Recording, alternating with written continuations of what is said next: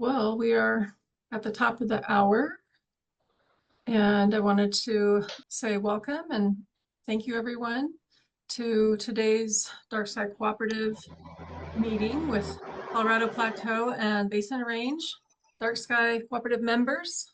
Happy to see you all. Thank you for joining. And we are recording as we have a special guest today, Cris White, Regional Coordinator for the NASA's Earth to Sky program. Many thanks to Chelsea Kinchloe, I hope I'm saying that correctly, Chelsea, and Gina Pearson, who met recently with Cris to help coordinate this session. And so Cris White will be speaking with us today about a new program coming out of the Earth to Sky program, an interagency partnership at NASA. I'd like to first give a little background on Cris. He was born in the foothills of Appalachian Mountains in North Carolina, where his love of nature started at a young age while catching fireflies at night and racing box-tailed turtles down the corn rows during the day. At the age of 4, his family moved to Wyoming, where he spent the majority of his youth exploring the mountains of the state. Right out of college, he began working for the state parks as a naturalist and park ranger, where he focused on resource management, night sky interpretation, and dark sky preservation.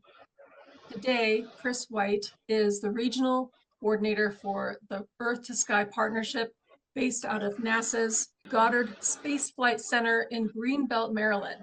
Cris works remotely from San Francisco, California. Earth to Sky is a community for interpretive park rangers and informal place-based educators, docents, and naturalists. The partnerships primarily are with National Park Service and U.S. Fish and Wildlife Service, and with a focus on science communication on the subject of climate change. Today, Cris will be talking about a new initiative Earth to Sky Partnership is launching on education and science around dark skies. So thank you, Cris, for joining us. I'm really excited to hear about your partnership, ETS partnership, and the new Dark Sky Initiative. So I will pass the mic to you. Take it away. Thank you so much. As mentioned, I am Cris White. I'm the regional coordinator for Earth to Sky. Earth to Sky partnership exists to bridge the gap between NASA science and the interpretation and informal education community. And mostly place-based interpreters pretty much is the community that we serve. We actively foster collaborative work between scientists, interpreters, communicators, informal educators from NASA, from the National Park Service, U.S. Fish and Wildlife Service, and then we have many, many other agencies and organizations that we serve as well.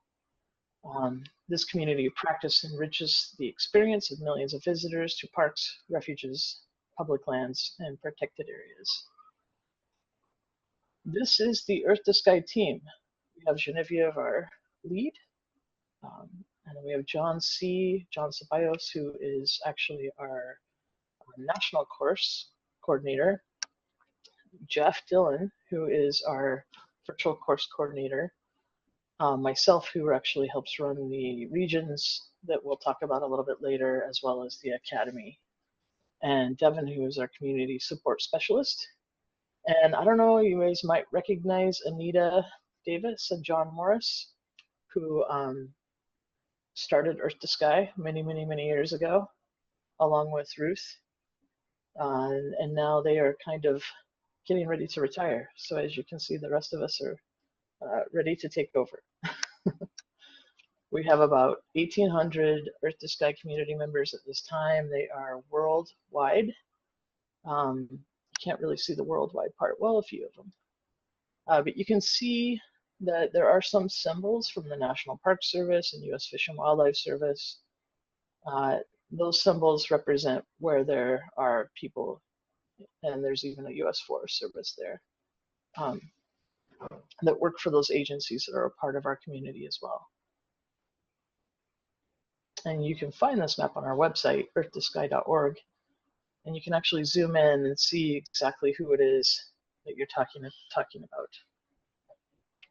Right now, with Earth to Sky, we manage 2 webinar series. We manage one called Climate in Your Pocket, which features a scientist or someone studying climate change or climate communication, and we feature them and then have a discussion afterward.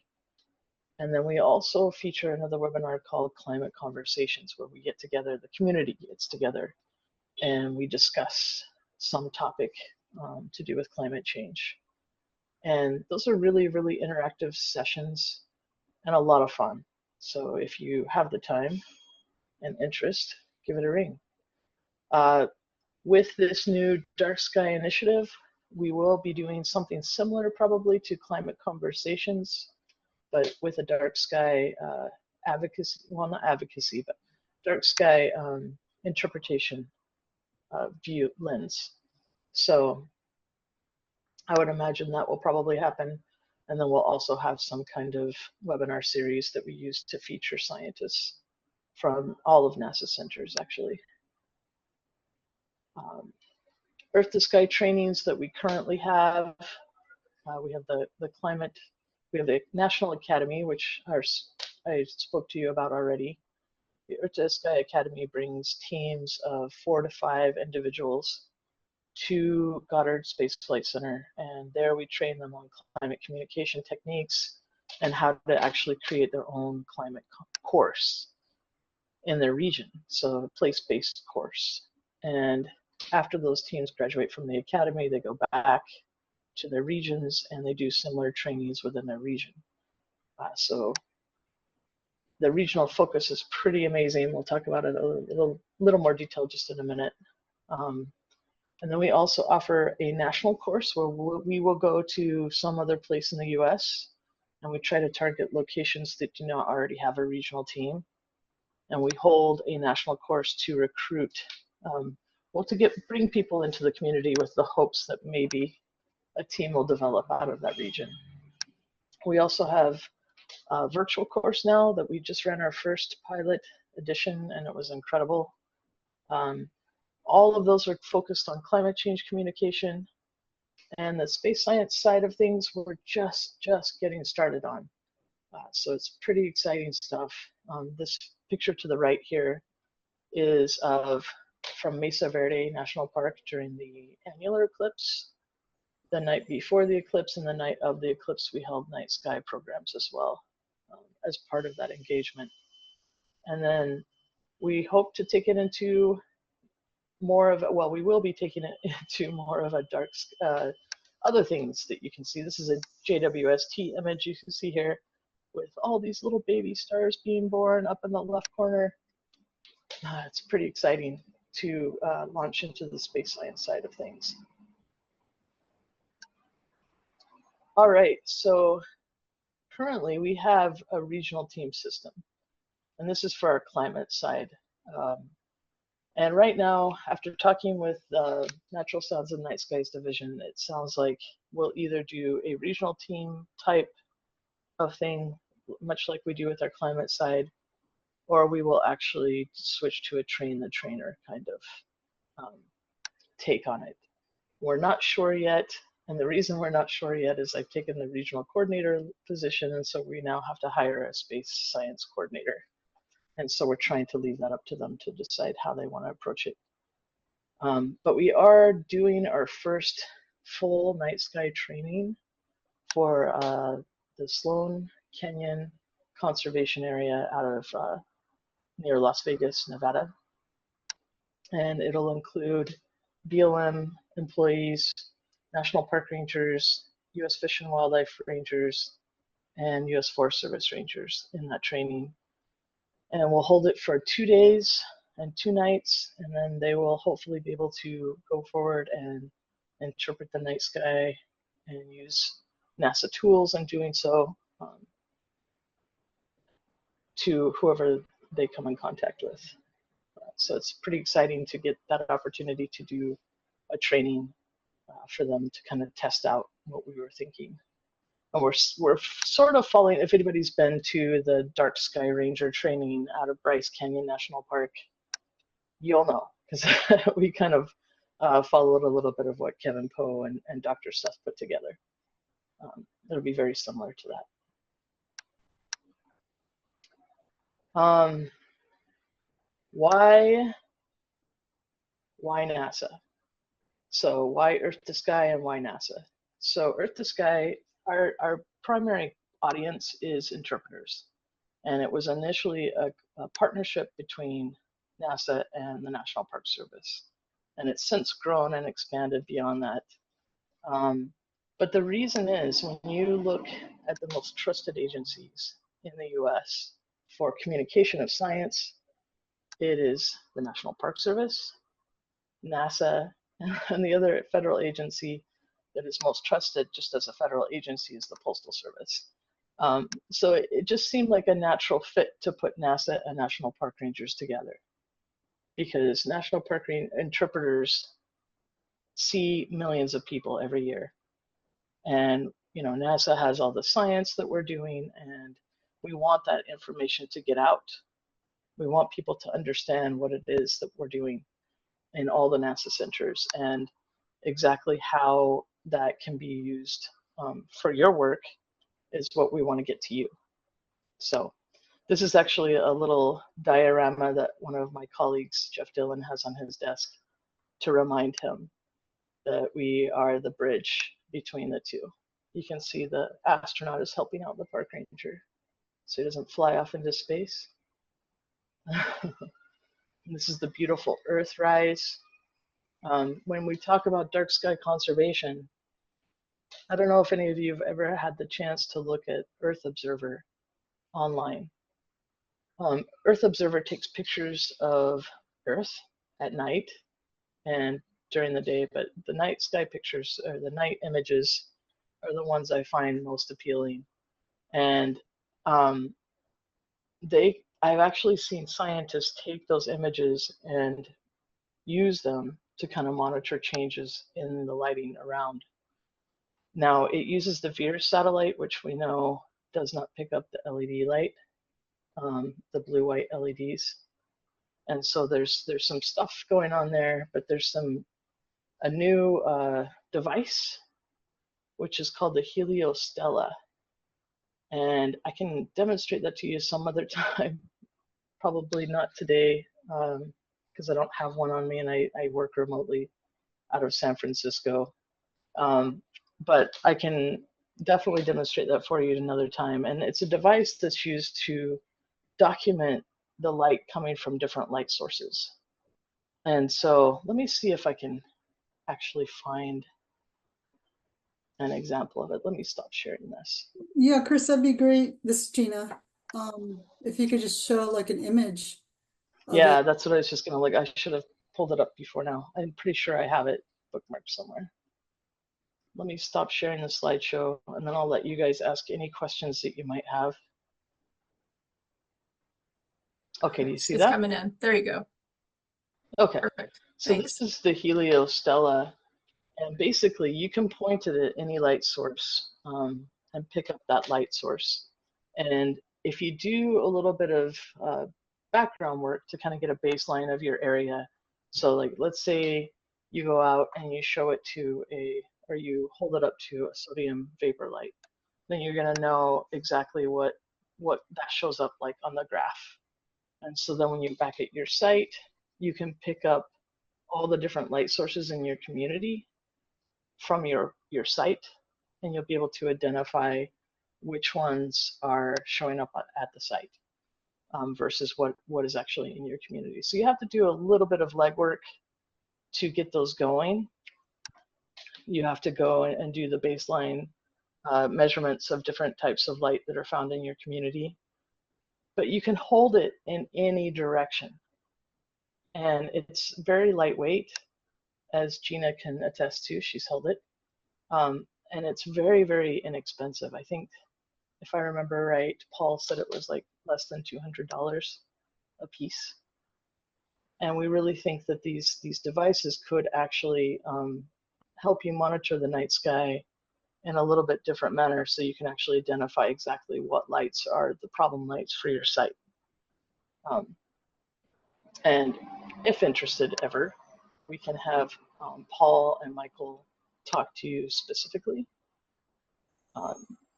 about these devices and how to use them and how to get a hold of them. And you can actually build them yourself. Like you can buy the parts and build them yourself, which is pretty incredible. They're really great at sharing and creating things, and they're trying to make it as least expensive as possible so that they actually get produced and used. This was created, it's called the Heliophysics Stella because it was created for the eclipses, just to kind of monitor the changes in light during an eclipse, and to see what the spectrometer would pick up.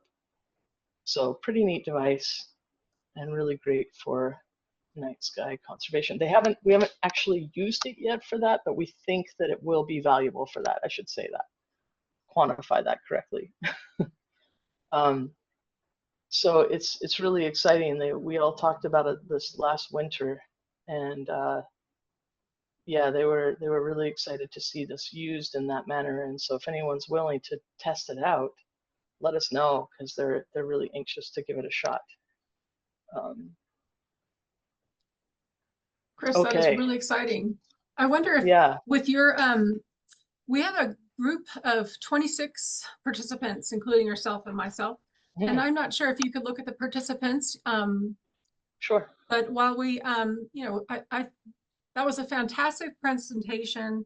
And you were speaking to some people that might be in the business of actually using these units. So maybe everybody, could you drop in the chat your name and where you're from, and maybe if this is something that might be of use to you, because this is a way of connecting with Cris. Beneficial. Yeah, I do know a few of the folks on the call. It looks perfect. Like. Can everybody just quickly drop their, I could see in the participants your names, but if anyone particularly is interested in talking to Cris about this, maybe drop a note in the chat. Thanks. So, Cris, what was the time frame for moving forward with this? I guess I might have missed that. Well, we are moving forward currently. Like with the training in Nevada is our first step to kind of moving forward into the dark sky. Yeah, it's just that we don't have a lead right now, since I changed positions just recently. But we will shortly. I have faith that we'll hire somebody pretty quickly for the position. And then at that point, it'll be kind of up to them at what direction they want to take it. And so right now it's a really moldable program. If people tell us what their interests are, if they want to discuss that, we're happy to like get together and chat, because it will give us some good feedback of where the new person might take the position. And when we do announce that position, we'll announce it through our community. So if you follow the Earth to Sky Partnership at all, here, I'll put our web link. You can go on this page and join our community, and you'll see that announcement come through, and we would love to have it spread as wide as possible to get, you know, the best person for the position. Ideally, we want somebody who's like an interpreter, someone who has experience as an interpreter, has an experience doing night sky programming, has experience doing dark sky conservation work. I know that's a lot to ask for, but that's what we're looking for. Great. And yeah, so the brainy ideas that we've had so far is to, you know, do a series of trainings, much like what we're talking about for extended community. The National Park Service has their own academy that they run, and so they'll continue to do so. And then we've had requests from extended community to do some trainings for them. And so those will happen as we're able to fund them. And we'll also be doing, the community support through those webinar series that are yet to be determined exactly how those will go. We're also trying to link closely with the Night Sky Network. If you guys are familiar with that, they're a science activation team that's works with amateur astronomers. And so we're trying to connect park rangers and amateur astronomers, or informal educators and amateur astronomers in their region, to work together. so that the parks don't feel the pressure of having telescopes or having all the equipment, because there's amateur astronomers nearby that already have those things. So the idea is to kind of help support the parks and as much as possible. But at this point, I'd love to open it up to questions if anybody has any questions. That would be great. Cris, just a great round of applause to you. Thank you so much. That was really exciting. Does anyone have any specific questions for Cris in this work? Yeah, this is Barry from Flagstaff Dark Skies. How many national parks know about your services and program? And then how do you get the word out to the national parks about what you're doing? Yeah, so far we have just met with the Natural Sounds and Night Skies division about like what we've been thinking and what would help them and what would support them. And so we're still kind of a little bit in conversation with them about what's the best way to fit into what they're already doing. Definitely we will be doing the community support, and they're aware of that at the national level. That we'll be doing the community support of webinar series that will help support their community. Especially the conversations where everybody can get together and chat about like what they're doing, what's working, what are the challenges. And then yeah, featuring some of the different programs within NASA. Like we have the Universe of Learning. I'm sure you're probably familiar with that, where they do these science briefings, and they would be one of the groups that we would like to feature as a scientific talk on one of our webinars, so that people get this updated, most recent science coming out of NASA that we want to get out to the public. Did that answer your question? Or do you have more specifics? Okay, great. Yes, thank you. Yeah. Cris, just real quick to build on that, this is Gina. Yeah. Did you also meet with NR Comms? Because Barry asked about like how to get the word out to parks, and I was just wondering if Oh yeah. What their what their perspective was on that. I have been talking to them a little bit. They've helped us with International Dark Sky, or sorry, International Observe the Moon Night, getting that information out to the whole National Park Service. But I have not announced this yet, just simply because we're still waiting to hire that person. The second we get our space science coordinator secured, then we will definitely be announcing that broadly through comms. Yeah, and Gina, just so you know, we did have, I don't know if you're on that meeting. This is Karen Trevino, by the way. Hi. You all can hear me. I head up the Natural Sounds and Night Skies division. And I just wanted to bolster what Cris said to whoever had asked the question. But their programs within NASA are in direct contact with the Park Service often.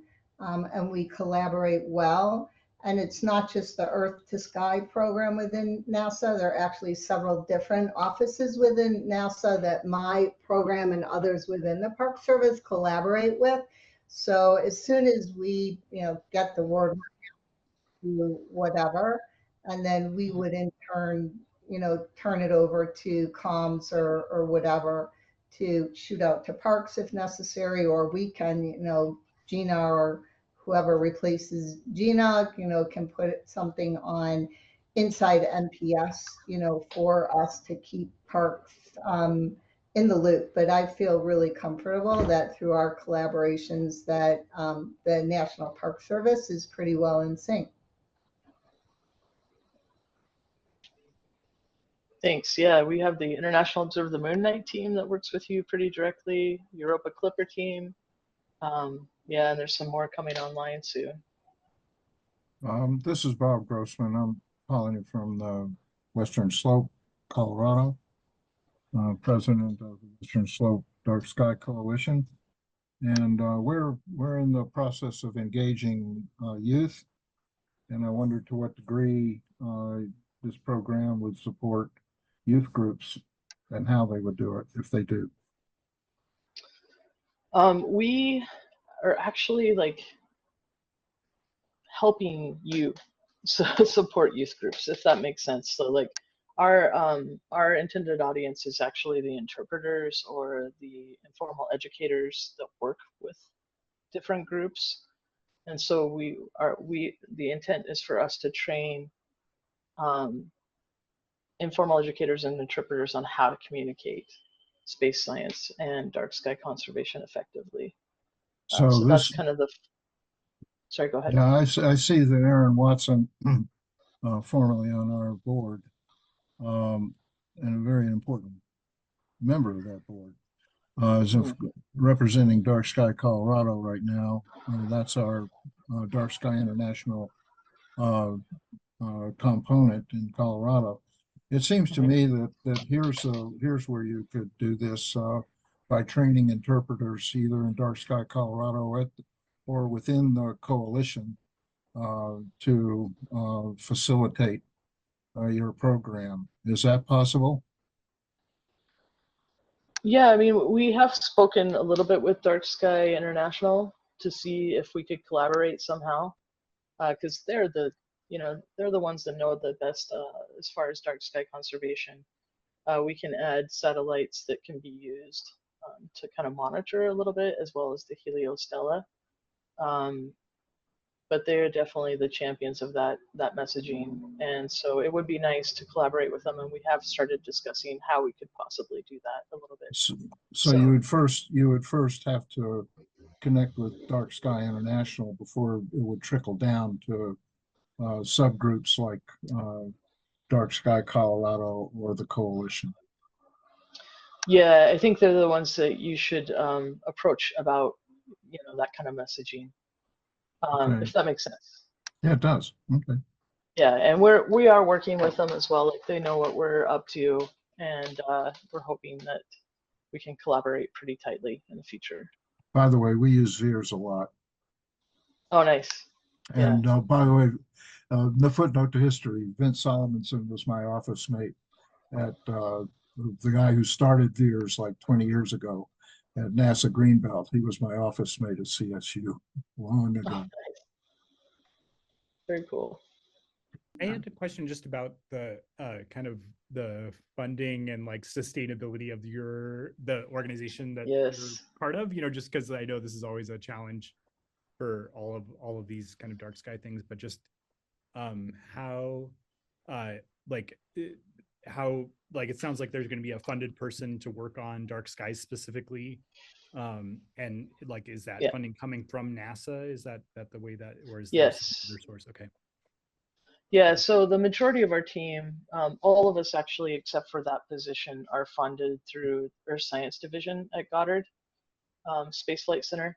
And then that position is actually funded out of the Science Activation, which is a Science Mission Directorate program. And we're hoping it's kind of a temporary housing. In 2025, Science Activation has to reapply for their entire budget, so we don't really know where it will go then. So this kind of gives us a year and a half to kind of prove that it's valuable to the community. And then once we can prove it's valuable to the community, we can start approaching other divisions like astrobiology, astrophysics at Goddard, and see if they'll adopt this position. So that's one of the things. So we could definitely use a lot of feedback in this first year. We'll put evaluations out, and those evaluations will mean everything when it comes to securing funding for a little more permanent status. Yeah. And thanks for training me, Dr. Seth, as a night sky ranger.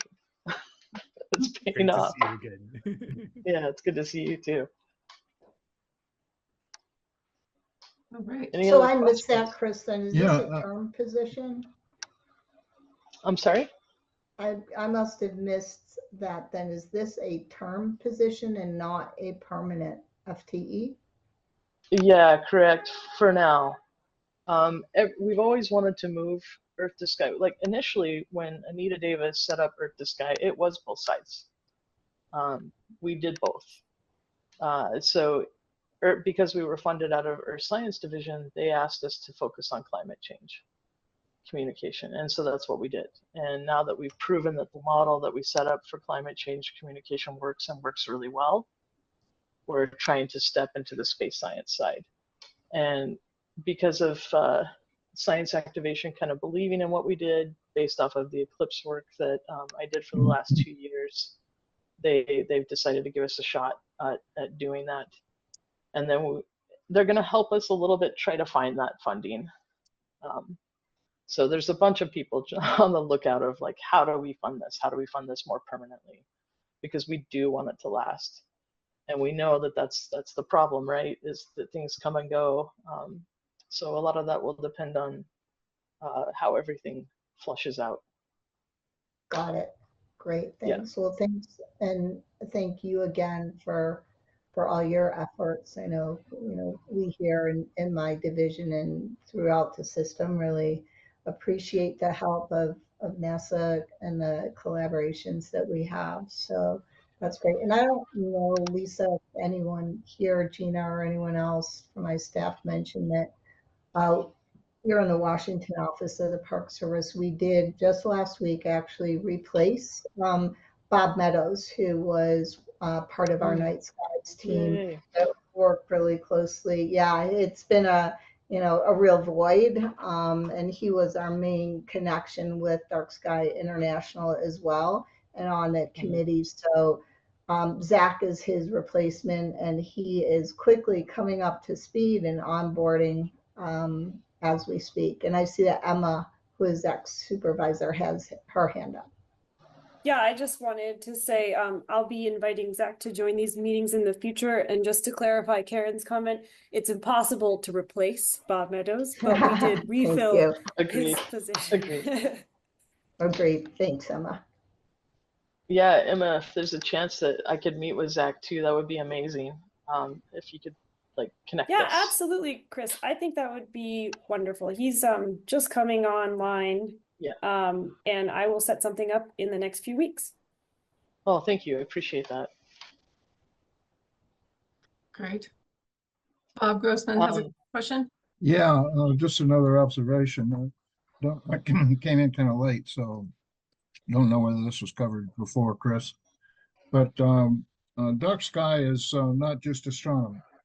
It is Correct. a serious environmental problem facing humanity right now, and NASA has many environmental satellites as part of mission to planet Earth, and it would be a very good idea to start lining up those environmental satellites along with the dark sky movement, so that we can pinpoint places on the Earth that really need some help, other than just bright spots, what the consequence of those bright spots are.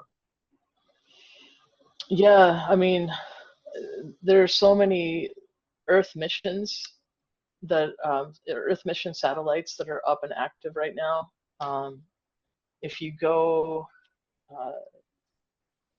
you can actually search NASA Earth mission fleet. I always joke you could associate NDVI with just about anything. Yeah. So, but there are there's a social justice part of this as well. Yeah, yeah, and we are definitely aware of that. It is a big deal, and we get that. With all this different satellites that we use for monitoring the Earth justice is, environmental justice is a big concern for us. But it's a scientist-based organization, or scientist-based government agency, so it's not a decision making, if that makes sense. Wow, great. This has been a great discussion.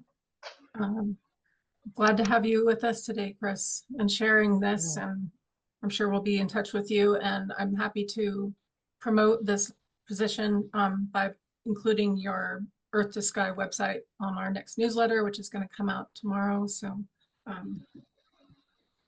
maybe I could get a little description on the position just to share as well, but that might be helpful. No, we So, can definitely send that your way. And also, you know, if you ever want to have that meeting with Paul and Michael to talk about the Heliostella and kind of what it might be able to do, let me know, because they're very Sure. eager to start getting that tested. So if anyone's seriously, and I saw Dr. Seth, I saw that your comment that you were, we should set up a meeting sometime. Let me put my email address real quick. That would be great. And I can contact you with them. Excellent. Oh, that was, okay, thank you. Thank you so much for having me. Yeah, you're welcome. And thank you. And perhaps we can let everybody, anyone wants to get a hold of Cris, please reach out and stay tuned. If we can coordinate a meeting, that would be great.